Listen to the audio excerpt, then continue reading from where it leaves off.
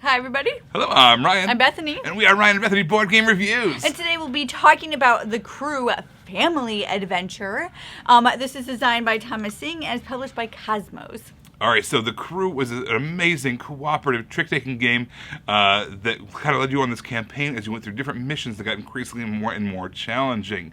All right, so there's also even a sequel that did the same thing with even more complexities to it. But what if you wanted to kind of dial things back a little bit, make it so it was a little bit more accessible? All right, so that's where The Crew Family Adventure comes in.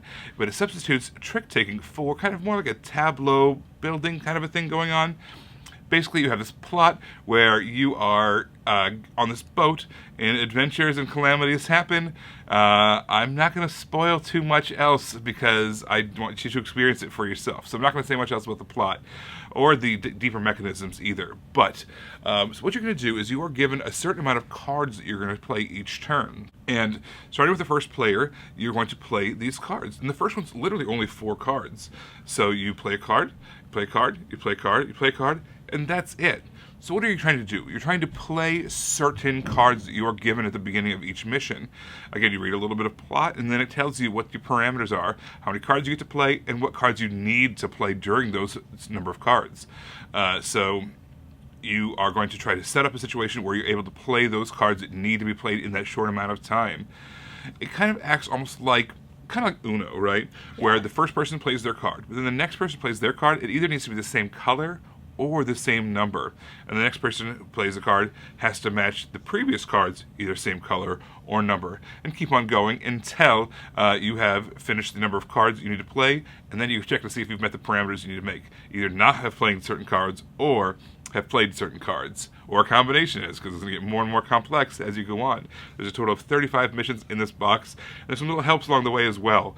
And we'll talk about that in a minute, but that's kind of the overview of the game. So in this game, you have this board that has all the cards on it. So it's listed by all the colors, 1 through 7.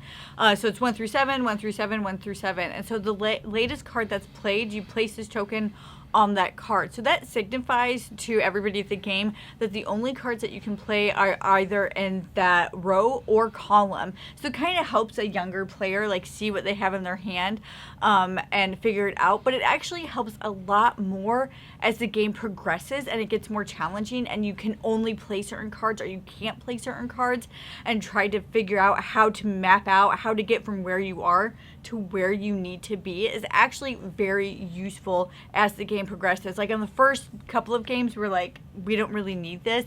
But then as the game got harder, we're like, this is actually really nice. And it helps a younger audience too to be able to map that out, see what they have in their hand, who's coming up, and how to get there. It really helps the younger audience. Our 8-year-old was loved it. She kept moving it all around. Even if we forgot to move it, she would make sure that we are always on the right place.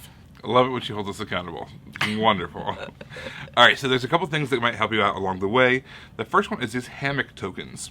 If you ever have a situation where you can't play the right thing that you need to play, either because you don't have something in the right color or number, or because it doesn't set up the person that needs to play a certain kind of card, instead what you can do is you can more or less pass your turn. You have a certain number of hammock tokens based off the number of players, and you flip over these hammock tokens.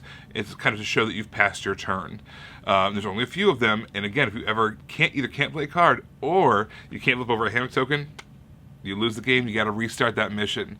But there's one of those hammock tokens in particular.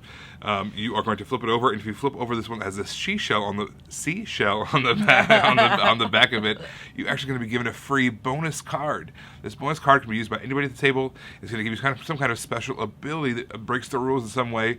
Maybe you can play a card that wouldn't normally be able to be played, or possibly you can play 2 cards, or possibly you can trade cards with someone. Little things like that. And at the beginning of the game, every player just kind of starts with one of those in addition. So we all start with one, plus there might be an extra one that we might be able to dip into if we find that seashell. Yeah. Which kind of is a big help, especially in the later missions when things get a lot trickier.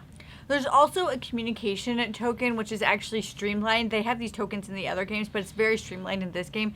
You literally are just putting a token on a card. You're signaling to everybody else what the card is and why it's important. It's very helpful, especially if you need to play certain cards or avoid certain cards later on in the games, to just have that information right out, because eventually you will have to skip turns and pass and do weird things. So it's actually extremely useful, and it's very family friendly. Like it takes away some the game's still challenging while not making it frustrating. Right. So I like that what the communication token it does. It eliminates some of the frustration, especially if you're playing with a family.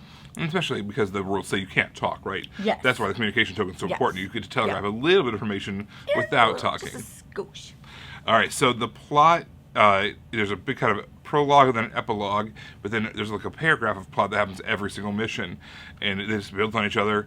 It is exciting. It's kind of got that, it's very age appropriate, right? So it's got that kind of a little bit of a light adventure thing going on. And it features these 6 kids that are kind of known as the Tiger Sharks. There are all these friends that are, or they're becoming friends as this goes on, going on all these adventures. I felt like it was, it's a great way to kind of get the kids involved in this game, and also because there's a plot associated with it, it's kind of an abstract game, right? So you're just playing numbers and colors, but they've also assigned people and items to these different colors and numbers. So when it says here's a bit of plot, the things that you're looking for, you have to play or don't play, match that plot. So it's all connected, and actually, even if it's an abstract game, it makes it less abstract than the original, almost, in a way. They did a great job. I thought it was a really clever plot. Yeah, overall, our 8-year-old really liked this game. It was very funny because when we were sitting down, we were like, "Hey, do you want to play this game with us?" And she's like, "Not really." And we're like, "Awesome, play this game with us." and then after the first round, which took seconds, after the first round, she was like, "Okay, let's go again." And then she was disappointed when we were like, "Okay, we have to do other things now." I'm like, "No, you called me here to play this game. Let's keep playing it." Going. Yes. So I just loved how it had that. It was so easy and quick for her to just to play it. She really liked it. It's that great family weight game while not being like I don't know, it's not kiddish at all. It's literally just family weight. It was a great time with our family. If you are not playing with kids, this will feel simplistic, especially if you have played The Crew, the original 2 versions of the Crew. But it's called Family Adventure for a reason, right? It's meant to be more accessible. Yeah. But it still is exciting, and it's still fun, especially when you're playing with people who maybe aren't as familiar with that kind of, it's not trick-taking, but that kind of setting up tricks mentality is present here as you're trying to we know because Bethany played her communication token that she has this card that we need to play, but I can't set it up properly, so we need to have you set it up, but so I need to skip, and just all this kind of higher level thinking. It kind of stair steps you into it. Exactly. So we had a great time with this one. Our family was kind of the perfect age to make this happen. We've got an 8-year-old and a 12-year-old, and just with us, obviously, it worked out really, really smoothly. Check it out. Everybody, thank you so much for watching it. Don't forget to subscribe so you can see our videos as they come out. Until then, you can find us in all of these places. Guys, thanks for watching, and we will see you next time. Bye. You guys, thanks so much for watching. This game was provided to us by a publisher in exchange for a fair and honest review.